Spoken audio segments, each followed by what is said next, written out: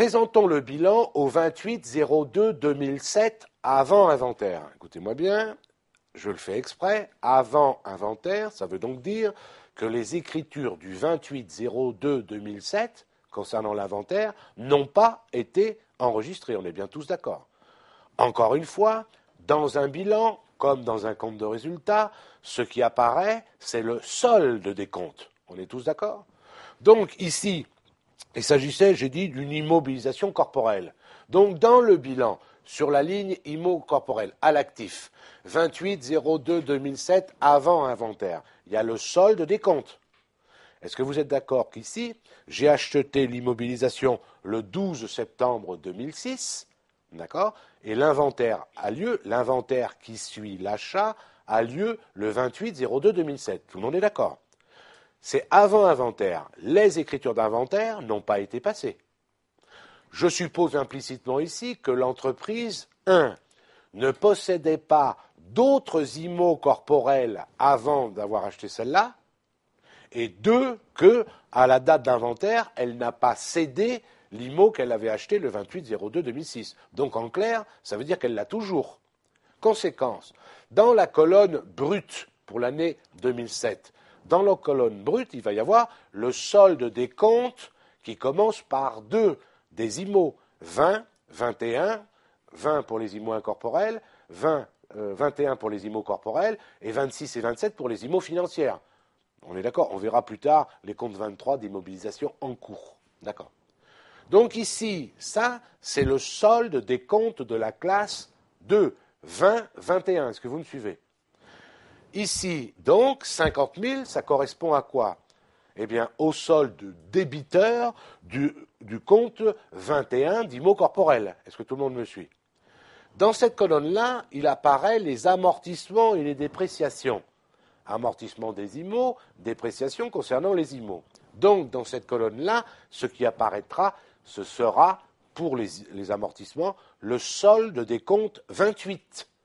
28. Donc, ne confondez pas les comptes 28, amortissement, avec les comptes 20, vous êtes d'accord, ou 21, qui est le compte de l'immobilisation.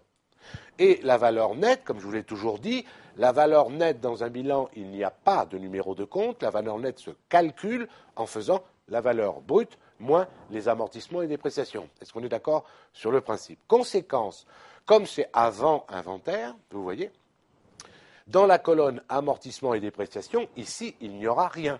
Bien entendu, puisque je n'ai pas passé les écritures d'inventaire et que j'ai acheté le bien pendant l'année. Est-ce que tout le monde est d'accord?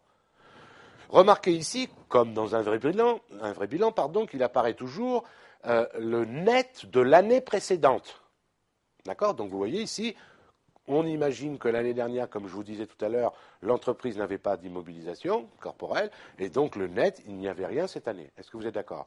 Conséquence, quand vous voyez ça, vous savez déjà, sans vous tromper, vous pouvez dire, vous pouvez affirmer que pendant l'exercice entre le 1er mars 2006 et le 28-02-2007, vous savez formellement que l'entreprise a acheté une IMO d'une valeur d'entrée de 50 000 euros. Vous voyez, ça, vous pouvez le savoir, rien qu'en regardant cela. Pourquoi? L'année dernière, il n'y avait rien, d'accord? Cette année, il y a 50 000 euros. Est-ce que tout le monde me suit? Donc forcément, ça veut dire que l'entreprise a acheté une IMO pendant l'année. D'accord? Ça, c'était avant inventaire. OK? Je répète encore. Ça, la colonne brute, c'est le solde débiteur des comptes 20, 21, 26, 27. Et la colonne amortissement et dépréciation, concernant les amortissements, c'est le solde créditeur des comptes 28. D'accord? Donc, maintenant, présentons le bilan au 28-02, cette fois-ci, après inventaire. Alors, j'ai fait exprès à titre pédagogique, pour que vous compreniez, pour vous montrer l'extrait du bilan, et ensuite, j'ai mis en dessous, j'ai repris un extrait du plan d'amortissement ou du tableau d'amortissement du bien. Ici, je dis maintenant, on est le 28-02-2007, après inventaire. Valeur brute, solde des comptes. À l'inventaire, on n'a pas touché ici au compte 20 ni au compte 21. Est-ce que tout le monde me suit? Donc, il est toujours débiteur de 50 000 euros. Est-ce que vous êtes d'accord? à l'inventaire concernant les amortissements, quelle est l'écriture que nous avons passée? 681,12, dotation aux amortissements et aux dépréciations d'exploitation, à 281, amortissement des l'IMO corporel. Est-ce que tout le monde me suit? Pour combien? 5868,06. Regardez bien d'où je sors ça. J'ai fait mon tableau d'amortissement auparavant, avant de passer l'écriture. Qu'est-ce qu'on a dit? Le 28-02-2007, date d'inventaire, on doit constater une annuité de 5868,06. Est-ce que tout le monde me comprend? Et donc, le net, 44 131,94, qui est égal au brut moins l'amortissement, qui est le solde du compte d'amortissement, ce qu'on retrouve aussi dans le tableau ou le plan d'amortissement, si vous préférez. Est-ce que tout le monde me suit bien? D'accord? Vous voyez? Alors, évidemment, comme il s'agit ici, 28-02-2007, après inventaire, il s'agit du premier inventaire qui suit l'achat. Donc, dans la colonne amortissement et dépréciation, 5868,06, ça correspond, oui, au solde créditeur du compte 28, amortissement de l'IMO, mais ça correspond aussi uniquement à la première annuité. Est-ce que tout le monde me suit? Puisque j'ai passé qu'une annuité. D'accord. Maintenant, on va voir ce qui se passe pour l'année 2008 après inventaire. Alors, de la même façon, à titre pédagogique, je vous montre l'extrait du bilan, d'accord, et ensuite d'où ça sort. Eh bien, regardez bien, montant brut 50 000 euros, ça veut dire entre parenthèses en français que je suppose implicitement que pendant l'année, l'année qui se termine le 28-02-2008, l'entreprise n'a pas acheté une autre IMO corporelle. Mais sinon, il n'y aurait pas 50 000, il y aurait 50 000 plus quelque chose. Est-ce que vous êtes d'accord? OK. Ensuite, amortissement et dépréciation, c'est le solde des comptes 28. 28-02-2008, après inventaire. Je vais dans mon tableau d'amortissement. C'est quoi le solde des comptes d'amortissement au 28-02-2008 après inventaire? J'ai qu'à regarder la ligne date d'inventaire 28-02-2008. Regardez bien, ne confondez pas tout. Le 28-02-2008, j'ai passé une écriture pour constater l'annuité d'amortissement de 2008.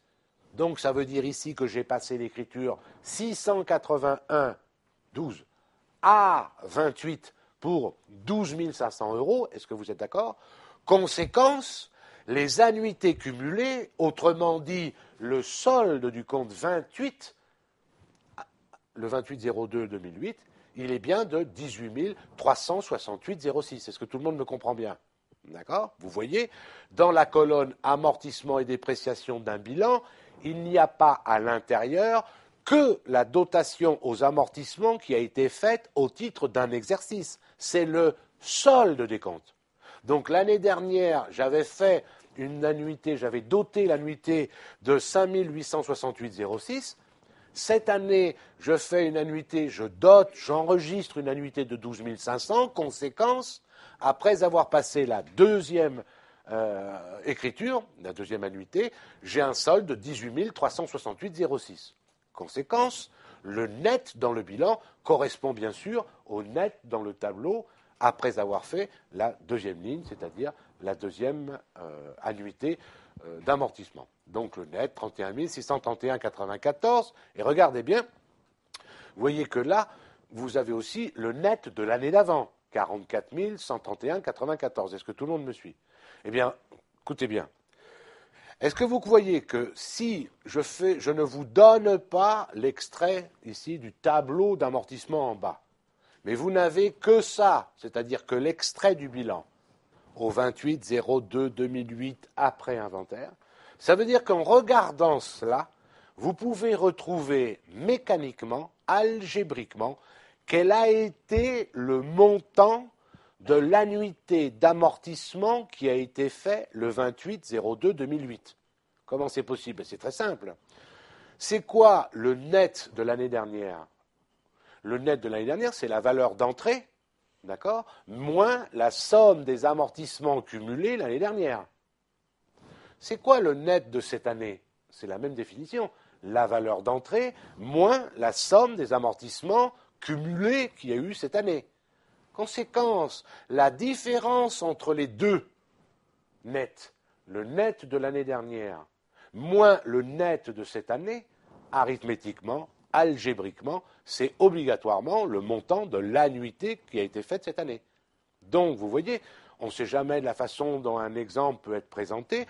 En faisant la différence entre les deux nets, vous voyez qu'ici, il y a combien d'écart? Eh bien, vous avez 12 500, comme par hasard, et je vous ai laissé exprès le tableau en bas pour que vous puissiez le vérifier. 12 500, c'est bien entendu aussi l'annuité d'amortissement qui a été enregistrée au 28/02/2008. Donc, vous voyez que en regardant un bilan, quand on sait le lire, il y a des éléments que l'on peut retrouver, même si on ne nous le dit pas. Mais pour cela, il faut comprendre comment ça fonctionne. On recommence encore.